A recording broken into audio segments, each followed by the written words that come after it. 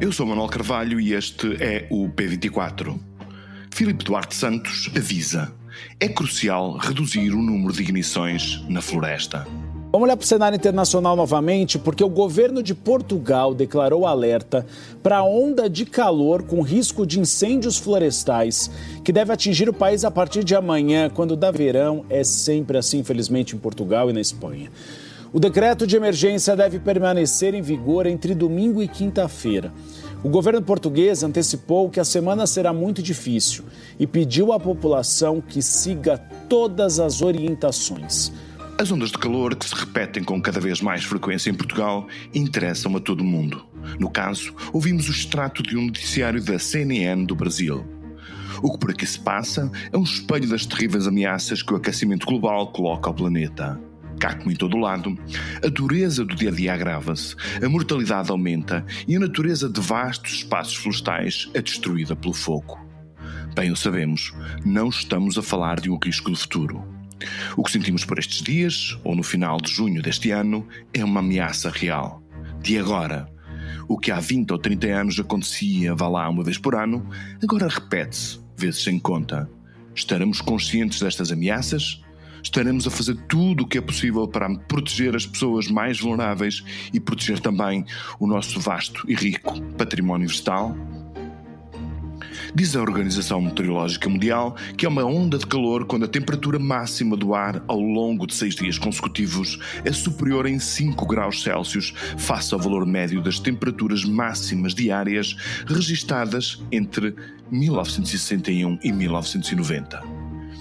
Os efeitos das ondas de calor e das noites tropicais, quando a temperatura mínima não desce à noite abaixo dos 20 graus, são a causa maior da série de incêndios de grandes proporções que atormentam o país nas últimas semanas. Milhares de hectares de mato e de floresta estão a ser destruídos, aumentando as emissões de dióxido de carbono que causam aquecimento global e mata as árvores e as plantas que de alguma forma o sequestram. Bem se sabe que boa parte das explicações para os incêndios se deve à incúria, ao absentismo, ao baixo valor económico de parte da floresta ou à desertificação humana das zonas rurais. Mas não sobrem dúvidas, com as ondas de calor, a nossa floresta será sempre alvo fácil da voracidade dos incêndios. A única forma de evitar incêndios que duram dias e que consomem milhares de hectares, como o que consumiu a Serra Amarela, é travar as ignições. Com estas condições atmosféricas, o que é uma chama ténue transforma-se em minutos num fogo descontrolado, avisa o geofísico Filipe Duarte Santos, que convidamos para este episódio do P24.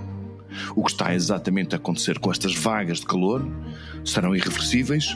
E o que podem fazer os poderes públicos e cada um de nós para as mitigar?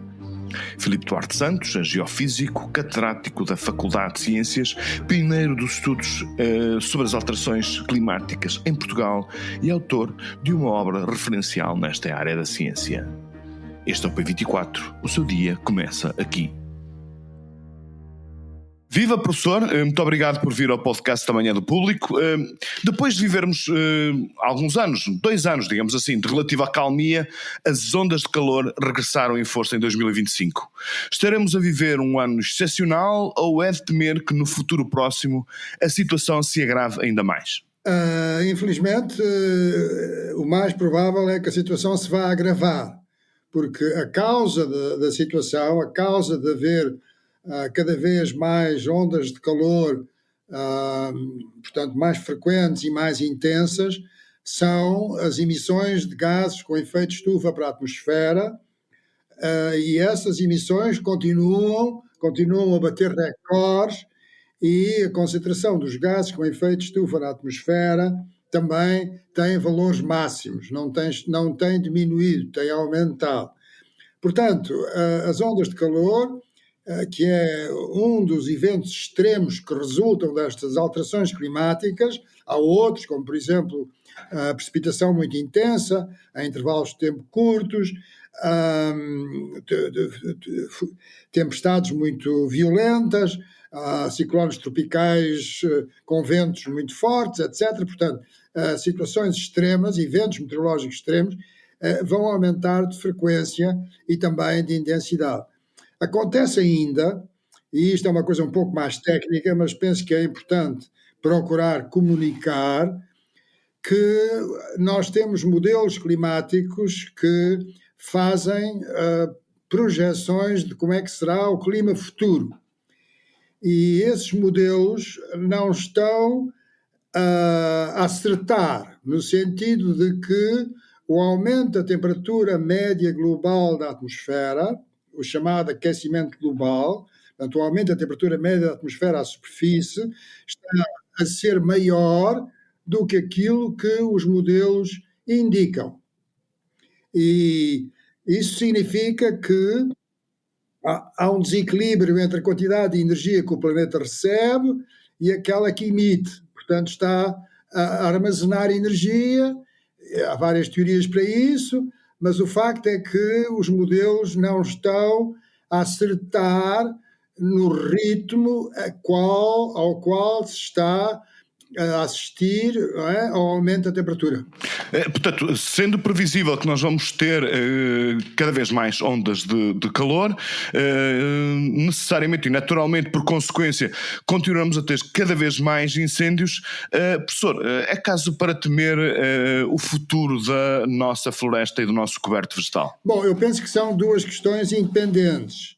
Repare, as situações de eventos extremos, de ondas de calor muito intensas e mais frequentes, não são necessariamente causadoras de um aumento dos incêndios florestais. Mas Portugal tem uma situação singular no conjunto dos países da União Europeia. Portugal é o país em que arde uma maior percentagem de área, estou a falar de Portugal continental, uma maior percentagem de área em média por ano, desde 2006 a 2024. Sabemos que quando há ondas de calor como esta que nós estamos a viver, portanto, a voracidade do fogo, o ritmo de destruição e a criação de incêndios ingeríveis aumenta. É nestes períodos, portanto, que a área destruída pelos incêndios aumenta significativamente. Portanto, a razão da minha pergunta era um pouco esta: se multiplicarem os períodos de temperatura extrema, de noites tropicais, a pergunta que se coloca é: teremos a ameaça que já impende sobre a nossa floresta, vai se agravar? Sim, a situação pode agravar-se, mas aquilo que é preciso fazer para que isso não aconteça, não é? Para tentar resolver o problema, é diminuir o número de ignições, porque as alterações climáticas só intervêm, evidentemente, depois de haver um incêndio, não é? Quer dizer, é pelo facto de haver um incêndio com condições meteorológicas adversas é que ele toma grandes proporções. De maneira que aquilo que é necessário fazer é diminuir o número de ignições. E Portugal tem um número de ignições muito elevado ao longo de todo o dia, não é? Tanto faz ser, o pico é por volta das 2 da tarde, 3 da tarde, mas a todas as horas do dia e da noite há ignições.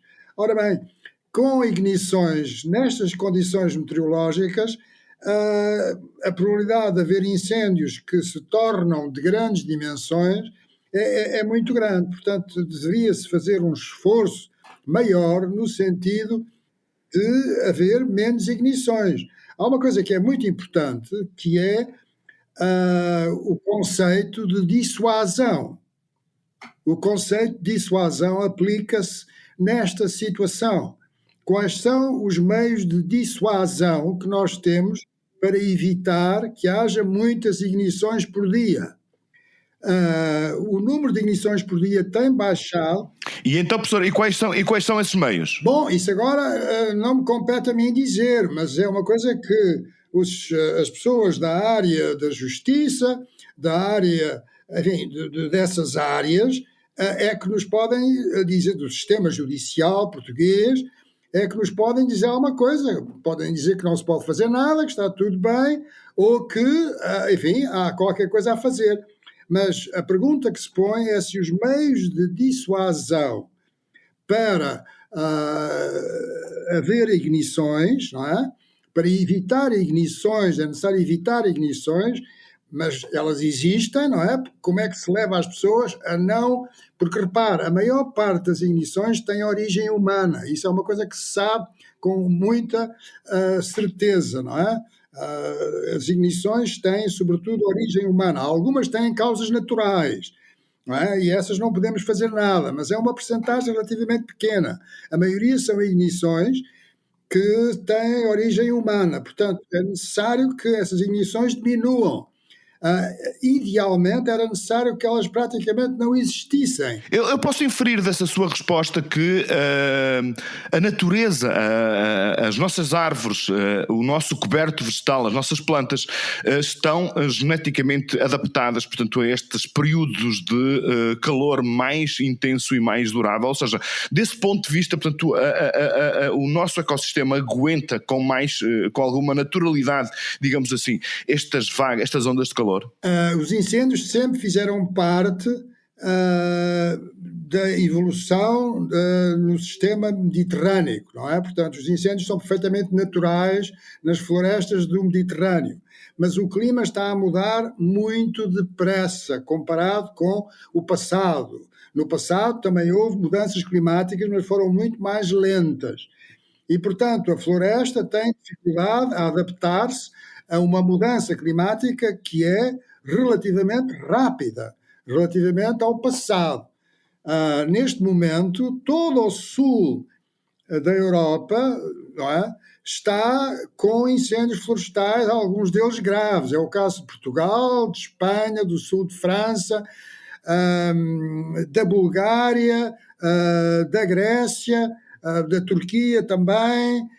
Portanto, todos estes países, de Chipre, todos estes países neste momento têm uma área ardida que é o dobro, é já o dobro, estamos em agosto, já o dobro da área que ardeu o ano passado.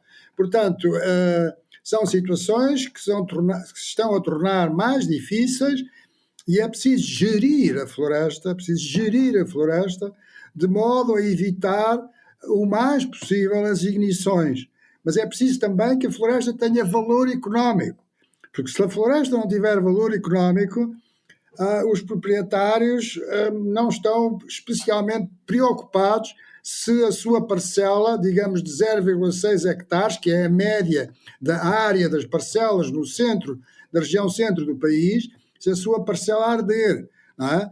E muitas vezes essas parcelas têm vários proprietários. 30% das propriedades rústicas, dos prédios rústicos em Portugal, são heranças indivisas. Existem 10,5 milhões de prédios rústicos em Portugal. Está a ver o problema que é gerir, quer dizer, onde é que está a gestão efetiva de muitas destas áreas? Estão a ser geridas, de facto? Está a ter-se em consideração que há uma mudança climática e que é necessário gerir essas áreas florestais? São perguntas que penso que são legítimas de se fazerem. Portanto, isso implica que haja uma grande responsabilidade por parte dos poderes públicos, não é? Para criarem todo o tipo de mecanismos para que essa gestão possa ser feita, ou até para, como disse o professor, para que haja mais dissuasão sobre, enfim, o número de ignições que existem por mão criminosa, mas isso também implica de alguma forma um estado de consciência coletivo de que nestas situações tão extremas do clima, todos nós precisamos de fazer mais algumas coisas. A pergunta é, professor, nós como país, enquanto sociedade, nós estamos conscientes e estamos devidamente preparados para responder a estes desafios que já temos no nosso presente? Eu penso que se está a fazer um esforço nesse sentido. Portugal tem feito um caminho muito meritório no que respeita às energias renováveis, mas as pessoas, em certos casos, não têm consciência desta mudança climática que está a acontecer, dela ser muito rápida. E portanto, muitas vezes o calor é bem-vindo, a falta de precipitação é bem-vinda nas cidades, porque é mais agradável, mas o facto é que isso tem impactos muito violentos sobre a agricultura, tem impactos muito violentos sobre a floresta, e no verão, em dias como estes que estamos a ter, aumenta imenso o risco de incêndio florestal. Portanto, as pessoas tinham toda a vantagem em ser mais conscientes da rapidez com que esta mudança climática está a acontecer e ter comportamentos compatíveis com isso e, portanto, no fundo, terem mais atenção à gestão da floresta, todos aqueles que podem fazer gestão da floresta, todos aqueles que têm uma parcela de floresta e ter a ajuda, evidentemente, quer dizer, haver um esforço de emparcelamento para tornar a floresta mais gerível. Mas o problema é, efetivamente, a falta de valor económico que grande parte, não digo toda, mas grande parte da floresta portuguesa tem e, portanto, é uma coisa que não tem valor, pode muito bem arder. Muito bem. Professor Filipe Duarte Santos, muito obrigado pelos seus esclarecimentos, muito obrigado por ter vindo ao P24, foi um grande prazer tê-lo aqui connosco. Muito obrigado. O Coliseu é nosso e por isso estamos aqui todos unidos. Depois do 25 de Abril, em Portugal e no Porto, nunca mais virá censura, seja em nome de Deus, seja em nome do diabo. Eu não deixo esta merda ser uma seita, não deixo! Eu tenho um recado só que quero dar à administração. Estes sons divulgados pela SIC Notícias levam-nos numa viagem pelo tempo, até há 30 anos atrás, para nos mostrarem uma verdade absoluta em democracia, que foi o mantra da campanha de Barack Obama na sua primeira eleição presidencial nos Estados Unidos. Sim, as pessoas podem. Um extraordinário movimento popular no Porto pôde travar a venda do Coliseu de uma seguradora a uma igreja. Dizia-se na altura que o Coliseu é nosso. Desportistas como Rosa Mota, políticos como Manuela Melo ou músicos como Rui Reininho ou Pedro Brunhosa, que ouvimos nesta peça da SIC, juntaram-se a milhares de portuenses e foram capazes em conjunto de travar o negócio e de manter o Coliseu nas suas funções originais. Julgo que as pessoas se têm esquecido do poder que têm, diz a propósito Miguel Guedes, o diretor atual do Coliseu, num texto evocativo da manifestação de 1994 que Miguel Lopes escreveu nos últimos dias no Público. Bom para ler, bom para recordar. O P24 regressa amanhã. Tenham um bom dia.